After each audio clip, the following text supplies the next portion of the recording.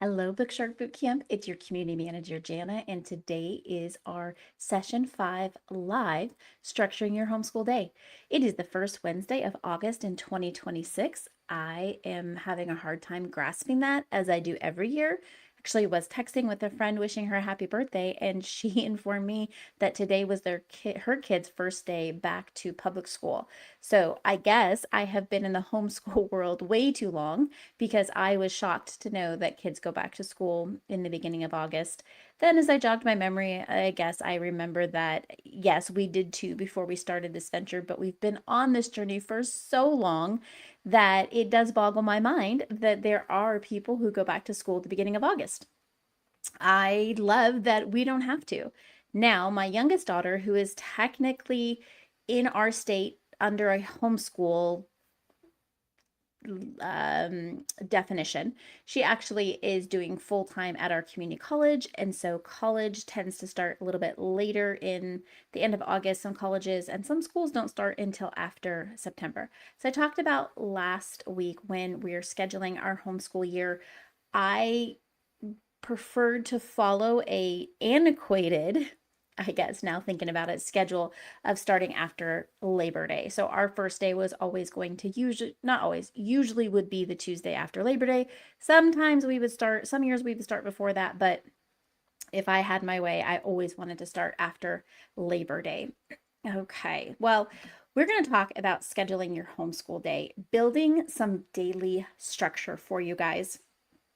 And while the excitement of starting a new journey in homeschool was then maybe met by the overwhelming in the choices that you had, excuse me, when you did start looking into what your options were for homeschool, you narrowed it down, you're here, you're starting your journey with BookShark, or you're continuing your journey with BookShark, and then comes the potential overwhelm of the BookShark book shock.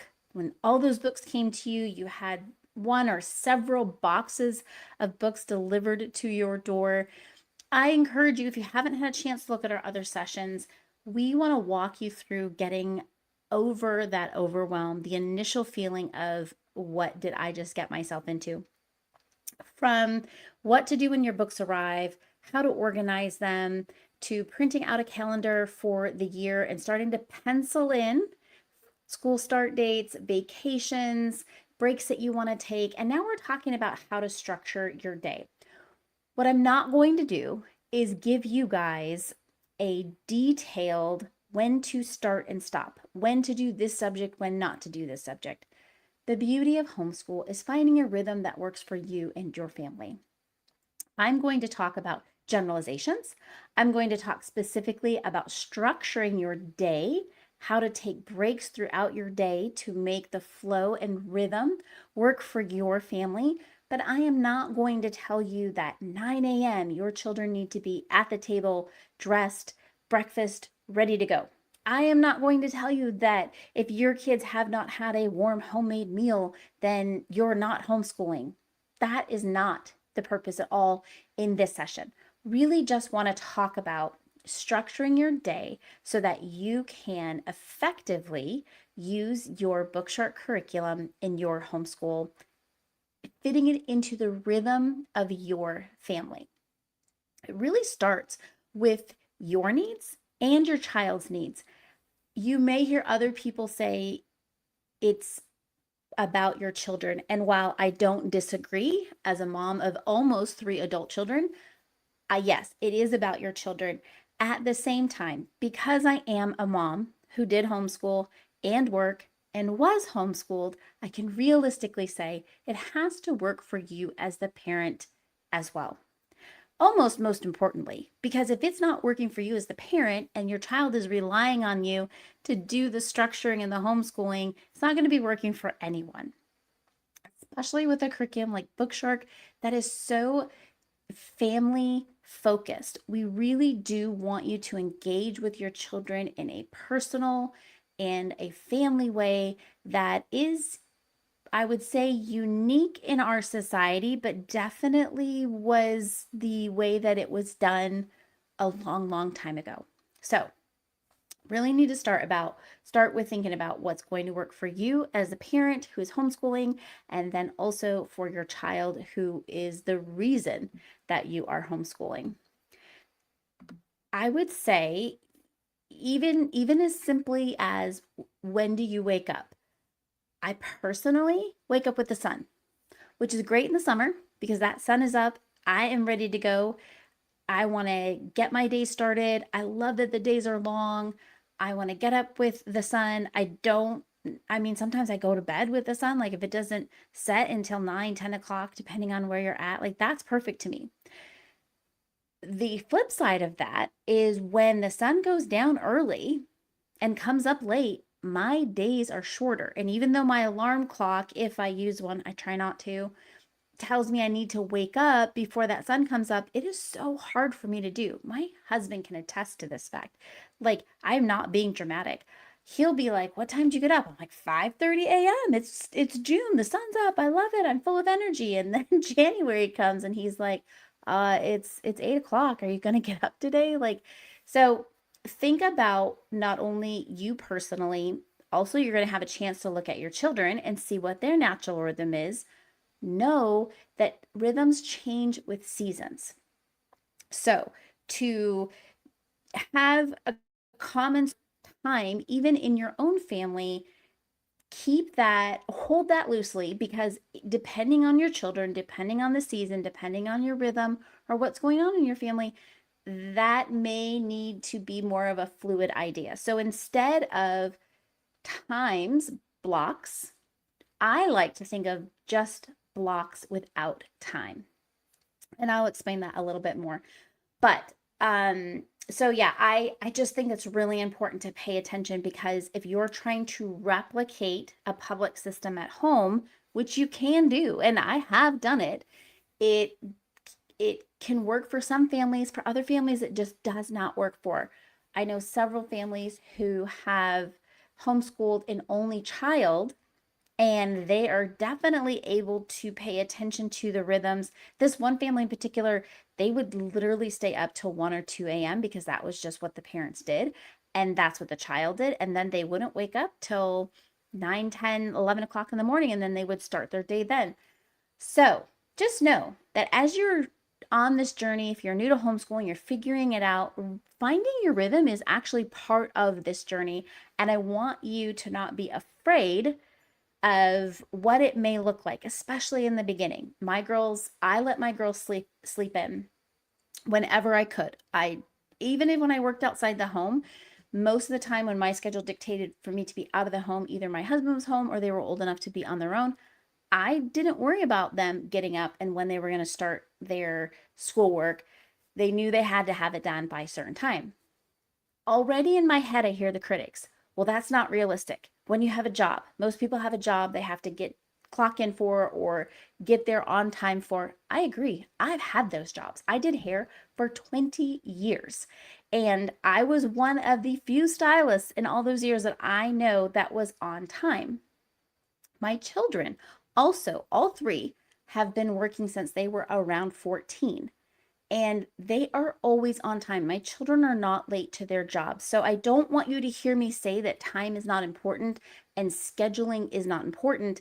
Find where it is important in your family. Now, there's one thing we do every week, and we are usually a few minutes late to collectively as a family. Ironically, this event doesn't even start on time. So I'm not too worried about it. I know when I need to be on time and when I can be flexible. And so I don't want you to worry about, like, if I don't make my kids up, if I don't keep them on a schedule, then they're not going to be able to hold a job. I have not found that to be true. So, but I'd love to hear your thoughts on it. My husband is very opposite of me. He's very regimented. If you're not there at least 5 minutes early, you're late. So, I love the different personalities with our kids. I have one that is fairly regular. She is up, she's ready to go. The other two, they will sleep until they're ready to wake up, and then they stay up until they're ready to go to sleep. And again, they still hold jobs and they still do what they're responsible to do. They just know when they can give their body the time to rest and when they need to set that alarm. So that's a lot, but I think it is important to start off there, okay? Um, I am going to also pull up the subject time requirements and look at this graphic loosely. It is not set in stone. Every day is not this way. Every family does not use it this way. These are the recommended or in general, the amount of time if you do an all subject package. Keep that in mind. There are some of you who are only doing one subject, one or two subjects with this. So you're going to have to kind of adjust as you look at this. These are for if you were doing history, language arts, science, and math with BookShark, okay? At level A, you're looking at about an hour and a half to 2 hours. Level A is ages 5, 6, and 7. Level B, you're looking at a child's hours, 2 to 3 hours. These are ages 6, 7, and 8. C is similar. It's ages 8, 9, and 10. Nope, that's not true. C is 7, 8, 9. There we go. D, which gets a little bit higher, a little more intense. You've got 3.5 to 4.5 hours. Now we're looking at 8, 9, and 10. E, 9, 10, 11. And then F and higher, 4 to 6 hours. That's when you're starting getting into middle school, into high school. And that's realistic in a lot of ways, depending on what math your child is taking, how long it takes them to work through the practice sets, the concepts, things like that. So again, these are rough estimates, but it's a way to give you guys an idea as you're thinking about structuring your day. So if you have a 7-year-old in an all subject package A and your day is only taking about 2 hours, don't think that you're doing anything wrong. That is the average time it takes to do a level A package. Now, if you're doing that and it's taking 4 to 5 hours, we might want to call into an advisor and talk through that and see where we can help you make some changes to that, to your structure. But this is just a good rule of thumb. I will post it on our page on Facebook so that you guys can continue to look at it and know what I'm talking about as we're looking at time requirements. All right, so you kind of have a general idea of what is going to be required on the subject, on the level that you chose your child's age for it to be appropriate. One way that some people start their day is they think, well, when my child is fresh, I want to do the more heavier subjects. And when I say heavier, this again could be different for different students. Some students might take more time in math. Some students might take more time in their writing. Sometimes as a family, history takes the longest. But like, think about when if your child wakes up and they are bright-eyed and bushy-tailed and have the most energy, that may be a good time to start with those subjects that tend to take the longest or require the most energy. If you have a child that takes a while to wake up, I wouldn't recommend doing those subjects right away in the morning because their rhythm is they need to wake up and get everything going and get their protein, and trying to put a math page in front of them at 9 a.m. may not work. Again, pay attention to your children, their rhythm. Having multiple children, paying attention to the rhythm, I knew that the daughter who woke up bright-eyed and bushy-tailed, I could do math with her right away, or a heavier subject like for her as into high school science, because she was ready to go. Now her twin, like I couldn't even talk to her for a while. Like she had to eat. Eventually, when she started drinking coffee, the coffee had to set in. So again, just think flexibility. That is the beauty of homeschool. Okay, you guys. And I really want to stress that because that is what makes your journey the most enjoyable for everyone. So throw that idea out that you have to set a timer and you have to be ready to go, unless that is the type of family that you have. And then I'm so happy that you have a structure that works for you guys. Now, another thing that we talk about often in this boot camp, and it's the first time you may be hearing about it, we call it the 20-10 rule.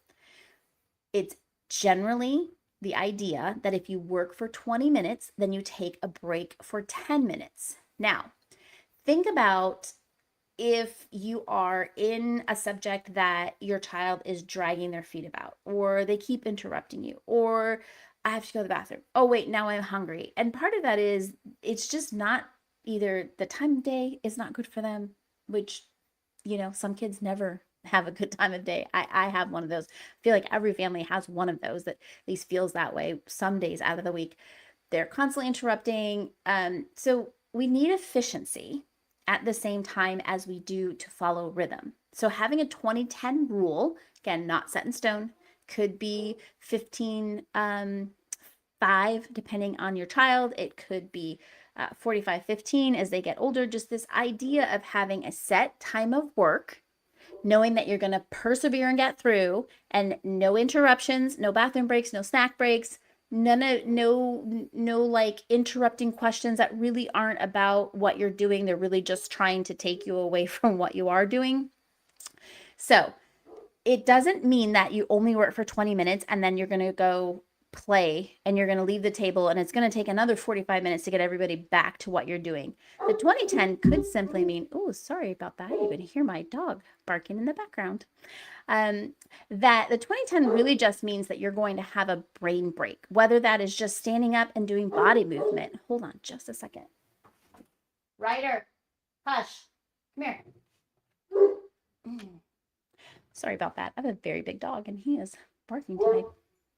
So it also means that that's when you have the snack ready to go, but you have it right where you're at, because there are families who, if you say, okay, we're break, everybody go, it's going to take a while to get them back to what you're doing and you're never going to get it through the day. Those are the families who say they take 6 to 8 hours to do school. It's because the time it takes to get everybody back into it once you've let them take a break. So the 2010 isn't about necessarily going outside or picking back up the Legos or going to play the video game. The 2010 is really about just pausing, letting them do some body movement, doing a brain break, giving them something fun to think about, getting some snacks. I recommend, for those of you who may think this is like very obvious, but protein is so important. I see the difference, especially when my girls were little, if they had something that was sugar filled versus something that was protein filled. And want to talk about, this is a whole nother topic that we could talk about, but just behavioral things. Protein, if their kids are struggling to concentrate either in the morning or in the afternoons, their sugar can actually dip, especially after a meal, depending on what they ate or how they ate. Protein is going to be a phenomenal addition. So have some of those things around so that you can take that break. Research shows that taking regular breaks actually supports focus and efficiency. Again, not the kind of break where everybody just runs away and does their own thing, but the very scheduled break that's like, okay, now we're going to stand up. We're going to run around the table together. We're going to go outside and run around the house together and then come right back. How fast can we do that? Or here is our basket of snacks and who needs a protein-filled granola bar? Those types of things. They seem like very basic ideas, but as you get into the rhythm and you start to see, they can actually be a lifesaver. So 2010, work for 20. And really, if you're into something and your student is having a great time, and that if like you're reading aloud and that 20-minute and that timer goes off and they want to keep going, like don't feel like, oh no, we got to take that break, it's 20 minutes. Find what works for you guys. If you guys are in the middle of something and engaged and having fun, you don't need to stop what you're doing in order to get that break in. Just know that when you are done, you want to make sure that you take a break before you move to the next thing. So all right. Again, not only for your kids, but for you too, this 2010 break. When I was doing hair, I had clients constantly calling me and texting me, and I would be in the middle of something and my notice would go off and I would stop what I was doing, and it took me a minute to come back into what I was reading. It started to affect our homeschool rhythm. So I myself had to apply the 2010 rule to my own phone, my notifications, my job, when I could, when it was flexible to do so. And it made a huge difference. So think about that for you as well. And who's to say you don't need some extra protein? I mean, I think as Americans, we all need extra protein. But all right. So again, you can schedule your pencil heavy things first. Or if you have that child that needs time, that might be something that you schedule after lunch. And then you toggle between the kids who need one-on-one, who can do stuff independently. So as you're scheduling your day, think about how all of these things are going to work together. And quite honestly, you may not understand or know the flow or rhythm till you get into it, till you start your homeschool. And then pencil, because things will change, seasons will change, needs will change, and I want you to be able to be flexible enough to enjoy that as you're using BookShark. So use your instructor's guide. You have those 144 book days that we talked about. If you didn't print off that calendar, think about your 4 days a week for 36 weeks. There is place in there in each of your instructor's guides each week. You can keep records of what you completed, what you added, where you found neat, like maybe YouTube videos that went along with the lesson. All of those things can be put right into the paper instructor's guide on your schedule. It has blank spots for that very thing. Think about your elective days, your field days, your outings, zoo, aquarium, museums, battlefields, monuments. These are all educational. Write those in on your 5th day column, your co-op, your sports, so that you have record. Not that you need, some states require detailed records, other states don't. For your own sanity, I would say it's helpful to jot those things down in that space for you guys, okay? Now, the other thing that can really help with scheduling your day is our virtual seat. I talked a little bit about this in our Q&A. Definitely go on our website, check out our virtual, what that looks like, how you can add that on to your levels. It is a digital copy of the instructor's guides, the weekly schedules, what is required for that day, and then it is the assessments instead of paper that you would have in your paper instructor's guide. Okay. All right. Let me make sure that didn't get any comments that I'm missing or questions. That is essentially a good way to think about scheduling your day. So, in structuring, I think is better than the word scheduling, structuring your day. You want to think about how much time the whole day is going to take you, for what level you're doing, for how many children you have. You want to start thinking it more in blocks of time than actual 9 to 9:30, 9:45 to 10:30. You can do that, and some families thrive that way. In the beginning, I would say leave off the actual time increments and instead block it out, and then you record how much time it takes. That will give you an idea, especially in your first week. Then going forward, if you need to be a little bit more structured and you need to put time slots next to that, you can. I think that if you first put the time blocks and you go over or under, you can get very frustrated very quickly. So that is just my observation. I'm excited to hear about how you guys are going to schedule your days and what it's going to look like. How will you implement the 2010 rule? What time do you think you're going to start if you have young children and they wake up really early? Is it easier to start early and get it done? Do you let them play for a while to get that out? I found with my girls, if I let them play, they would get into these very elaborate Barbie worlds, and I had a hard time pulling them out. Same thing with Legos. I mean, it just depended. They rotated and they, had seasons of different things that they played with. But so think about your children and their needs. What do you need? What time do you need to wake up? Do you need to have some time by yourself before your children wake up, just so that you can have that first cup of coffee, so that you can ease into your day? Or are you the type of parent who your kids wake you up and that's when you got to get started on your day? All of those things are going to help you structure your homeschool day. Don't try to be something that you are not. I promise it's not going to work. Okay, I asked for you guys to schedule your first day of the school week, depending on if you were going to be starting soon, if you started later, if you've already started. So if you have not scheduled in your first day, I would encourage you to do so. And then post a picture of your first week, like what day you're going to start. Maybe post a picture of your blocks, your time blocks, in what has worked for you if you're in the alum, what you're hoping will work for you, keeping it very fluid if you are brand new to the program. And then include your kids in this process. I found that the more ownership I gave to my children, the smoother our homeschool days ran. So if I insisted that they did something this way, this time. And it just didn't work for them. And I found that we were butting heads or I was having behavior issues.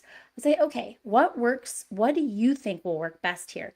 You'd be surprised at letting your kids help you figure out the schedule, giving them some options, letting them have some ownership, how much more enjoyable your journey will be. You still get the final say, but it's just a way to collaborate with them and let them have ownership over their education, even at a very young age. So I'm excited to see how all of this is going to work for you guys. You can also say, Jana, you are absolutely ridiculous. And none of this that you say, you're too hippy dippy for me. I'm military. I need structure. I need time. That's great. These are just suggestions. No one's homeschool journey is going to look the same. That is the beauty of it. So we're excited to hear how you guys are going to do. We do have a comment on our YouTube page that the grandchildren are driven, so they do kind of dictate the schedule. And I think that's great. That's beautiful. So you are just ready and anticipating those kids at their drop off so that you guys can start getting ready for the homeschool day. And I'm excited to hear how your guys' journey goes this year as you continue to do that. All right, I'm going to post a Q&A for this session. You guys might have a lot of questions. I am happy to get those answered for you on Monday when I come back live. I'm going to post a homework post so you guys can post some ideas, pictures if you want, or just ideas. Get the community talking. See if you guys can bounce some stuff off of each other. That is why we are here. And then I'll post another fun question for this weekend. It's halfway through the week. Happy Wednesday. I will see you guys on Monday. So have a great weekend. And until then, keep those questions coming.